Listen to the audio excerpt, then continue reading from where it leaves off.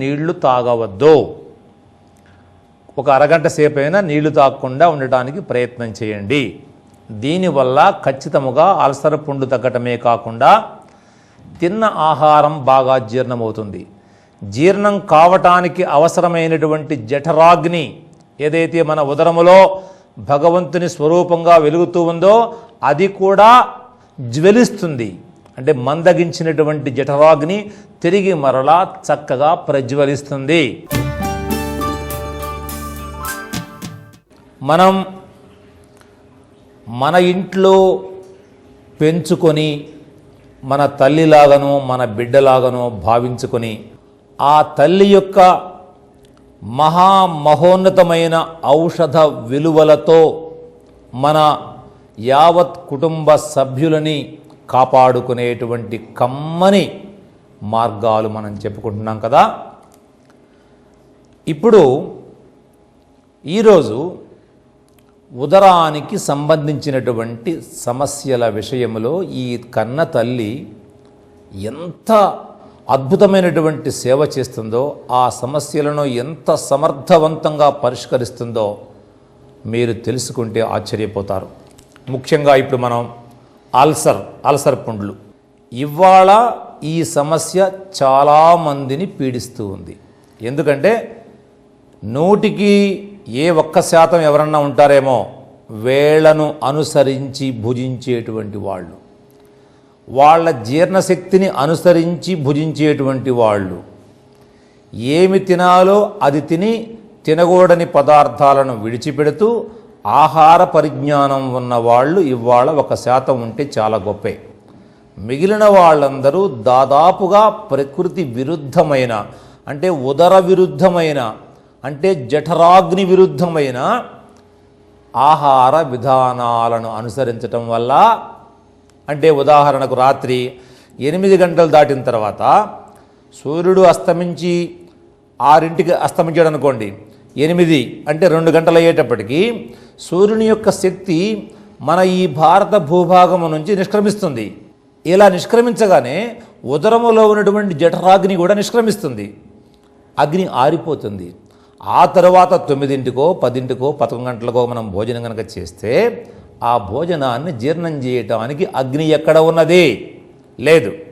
అయినా మనం తింటాం 11, 12 గంటలకి, తిని పడుకుంటాం, మొత్తం మురిగిపోతుంది.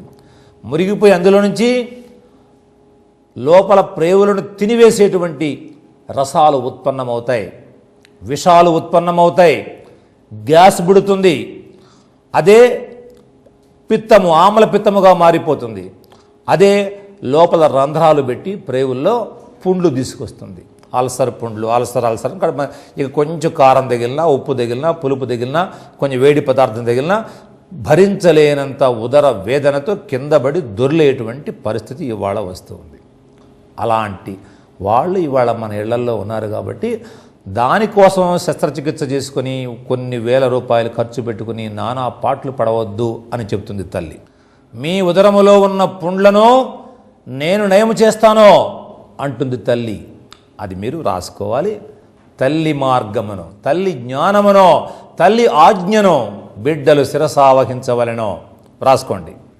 ఒక గాజు గ్లాసులో 20 నుంచి 30 గ్రాములు కలబంద గుజ్జు బాగా రసములాగా తయారు చేసింది గ్లాసులో పోయండి. ఒక 1/2 కప్పు పాలు, చల్లని పాలు, చల్లగా ఉండాలి పాలు, ఒక 1/2 కప్పు నీళ్లు, ఈ 3 చెంచాతో గెలకొట్టేసి ఉదయం ఒకసారి, సాయంత్రం ఒకసారి 2 పూటలా సేవించాలి. సేవించిన తరువాత మరే పదార్థాలు కనీసం 1 గంట వరకు సేవించరాదు. ఇది కమనీయమైన మార్గము. ఎక్కడెక్కడ ప్రేవుల్లో మనకు కనిపించవు లోపల రంధ్రాలు కదా, కానీ కలబందకు తల్లి కనిపిస్తాయి. ఈ తల్లి లోపలికి పోయి అక్కడ కుళ్ళినటువంటి పదార్థాలకు తిరిగి ప్రాణం పోయటము ద్వారా, ఆ పుండ్లను మాన్పటము ద్వారా అక్కడ తిరిగి మరలా ప్రేవులకు సహజమైనటువంటి శక్తి వచ్చేటట్లుగా చేస్తుంది. మనం కడుపులో పుండ్లు అనే సమస్య గురించి చెప్పుకుంటున్నాం. ఈ పుండ్లనే అల్సర్ అని కూడా మనం పిలుస్తాం ఇంగ్లీష్లో. దాదాపుగా చిన్న పిల్లల దగ్గర నుంచి పెద్దవాళ్ళ దాకా అనేక మందిని ఈనాడు ఈ సమస్య పట్టి పీడిస్తూ ఉంది. అయితే మనలో లోపం ఏంటంటే, ఈ అన్నవాహికలోనో పొట్టలోనో ఈ చిన్న ప్రేగుల్లోనో ఈ మంటలు పుడుతూ ఏదైనా వేడి వస్తువు కానీ, అతి కారము, అతి ఉప్పు, అతి పులుపు తగలగానే ఈ నొప్పి రాగానే మనం వెంటనే హాస్పిటల్కు పరిగెత్తి పరీక్షలు చేయించుకొని మందులు వాడుతున్నాం. కానీ అసలు ఈ సమస్య రావటానికి కారణం ఏమిటి, ఏ తప్పు చేస్తున్నాము అనే ప్రధానమైన విషయాన్ని ఇవాళ మనం మర్చిపోతున్నాం.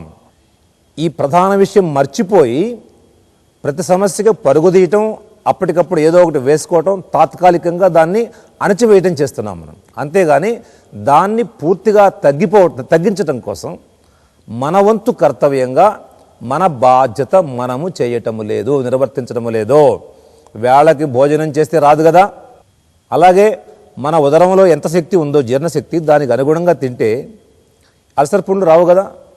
కానీ స్వయంకృత అపరాధము వల్ల మానవుడు ఇలాంటి అనేక సమస్యలను కొని తెచ్చుకుంటూ తన కష్టార్జితాన్ని వృధా చేసుకుంటూ ఏ వ్యాధిని కూడా సంపూర్ణముగా తగ్గించుకోలేకపోతూ ఉన్నాడు.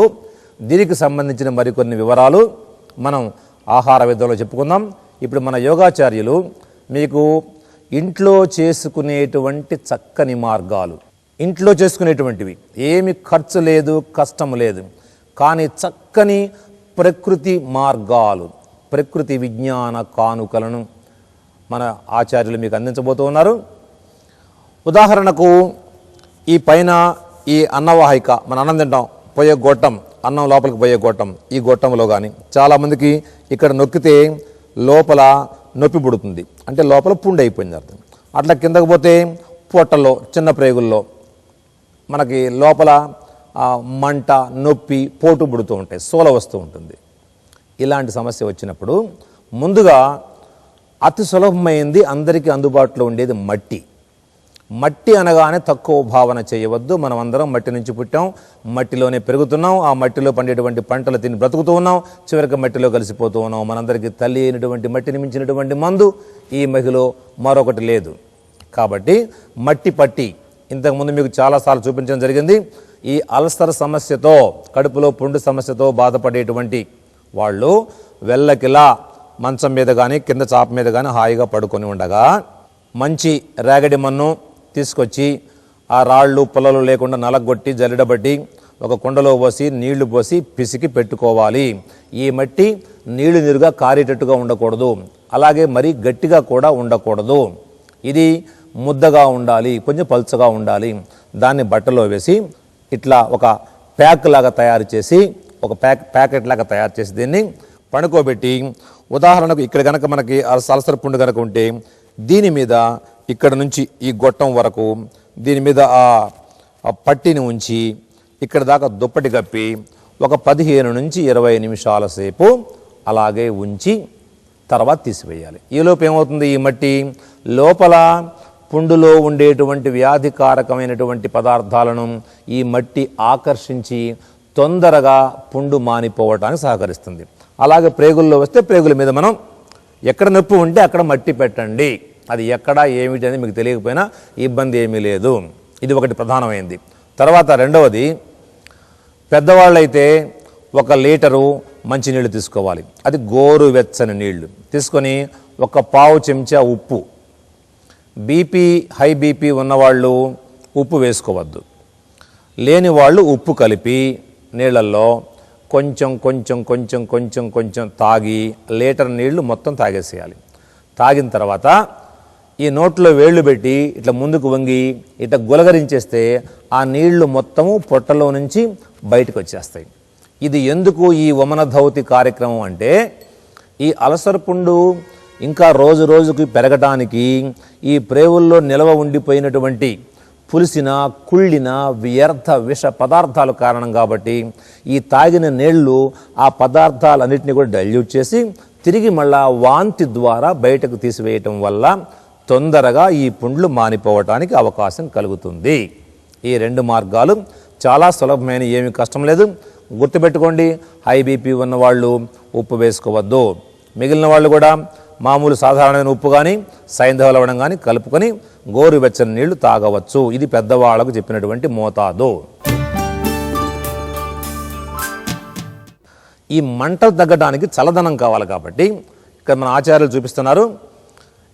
మీరు సరి కూర్చోండి, పద్మాసనం వేసుకోండి, అర్ధ పద్మాసనం కానీ అట్లా వేసి కూర్చొని చక్కగా మీరు భంగిమలో రండి. ధ్యాన భంగిమలోకి కూర్చొని వెన్ను నిటారుగా పెట్టండి. వెన్ను నిటారుగా ఉంచి వెన్నును నాలుకను మడిచి అట్లా మడిచి నిదానంగా గాలి తీసుకోండి. బాగా గాలి తీసుకోండి. తీసుకొని జాగ్రత్తగా వినండి. నోరు మూసి గాలిని మింగండి. 2-3 సార్లు మింగండి. లోపలికి చల్లగా ఉంటుంది పొట్టలో. మింగి మెల్లగా ఆ తరువాత కొద్దిసేపు ఉంచి ముక్కు నుండి నిదానముగా గాలిని వదలండి. ఇట్లా ఒక 4-5 సార్లు, 10 సార్లు, 12 సార్లు వరకు చేయవచ్చు. ఇది శీతలి ప్రాణాయామం, మీకు తెలుసు. ఇప్పుడు కొంచెం కొత్తగా చెప్పాం. ఇంతకుముందు తీసుకొని ముక్కు నుంచి వదలటం ఉండేది. అలా కాకుండా మింగటం, లోపలికి గాలిని అన్నం మింగినట్లుగా నీళ్లు మింగినట్టు లోపలికి మింగి కాసేపు ఉంచి తర్వాత ముక్కు ద్వారా వదలటం. నోరు మాత్రం తెరవకూడదు మింగేటప్పుడు. అలాగే శీత్కారి ప్రాణాయామం చూడండి. నాలుక లోపలికి మడిచి అక్కడి నుంచి గాలి తీసుకోండి. ఇప్పుడు చాలా చల్లని గాలి. దీన్ని కూడా నోరు మూసి మింగండి. గాలిని మింగాలి, మింగాలి, మింగాలి, మింగాలి, మింగండి. మింగి కొద్దిసేపు ఉంచి అక్కడి నుంచి ముక్కు ద్వారా గాలిని వదలాలి. ఇలా చేస్తూ ఉంటే అల్సర్ సమస్య అతి త్వరగా తగ్గిపోతుందని మా ప్రియమైన పాఠకులకు తెలియజేస్తున్నాము. ఇక్కడ చూడండి, మన ఆచార్యులు మీకు ఒక అద్భుతమైనటువంటి ప్రాణాయామ ప్రక్రియ చూపిస్తున్నారు. చేయండి. నోటితోటి గాలి తీసుకోవాలి, వదలాలి. అంటే శీతలి ప్రాణాయామంలో నాలుకను మనం ఎలా ముందుకు చాచి పెడతామో చాచిపెట్టి చల్లని గాలిని లోపలికి తీసుకోవాలి, వదలాలి, తీసుకోవాలి, వదలాలి. వదిలేటప్పుడు వేడి గాలి బయటకు పోతుంది, తీసుకునేటప్పుడు చల్లని గాలి లోపలికి పోతుంది. ఈ ప్రక్రియ బ్రహ్మాండమైనటువంటి ప్రక్రియ.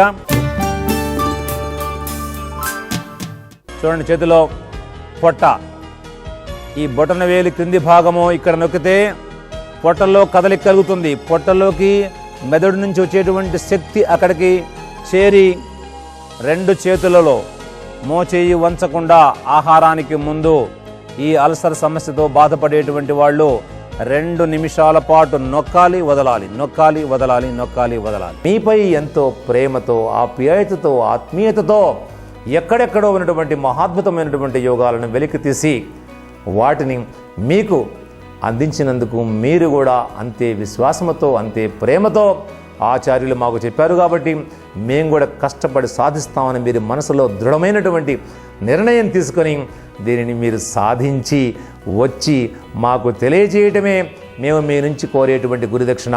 వేరే మాకు మీ నుంచి ఏమీ అవసరము లేదని ఖరాఖండిగా మరలా మీకు తెలియజేస్తూ ఇన్ని మంచి విషయాలను మనకు చెప్పినటువంటి దివ్య పురుషులైనటువంటి మన తాత ముత్తాతలైన ఆ మహారుషులకు మన తల్లి భారతమాతకు మనం జయజయలు పలుకుదాం. చెప్పండి, జై ఆయుర్వేదం, జై జై ఆయుర్వేదం. శుభం.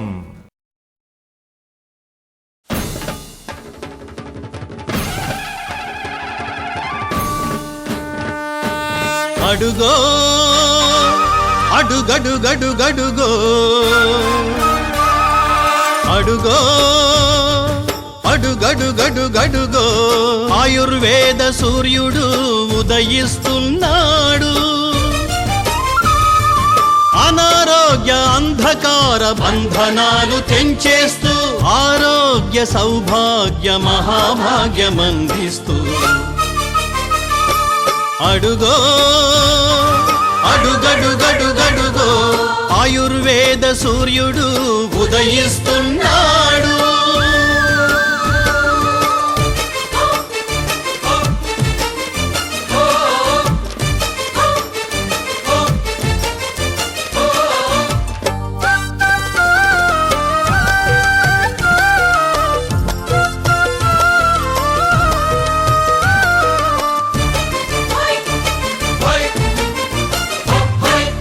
జనని జన్మభూమి కన్న మిన్న ఏది లేదంటూ భారతీయ ప్రజలలో దేశభక్తి వెలిగిస్తూ విదేశీయ విశృంఖల విష సంస్కృతి విరిచేస్తూ ఆయుర్వేద సాంస్కృతిక విప్లవాన్ని రగిలిస్తూ అడుగో ఆయుర్వేద సూర్యుడు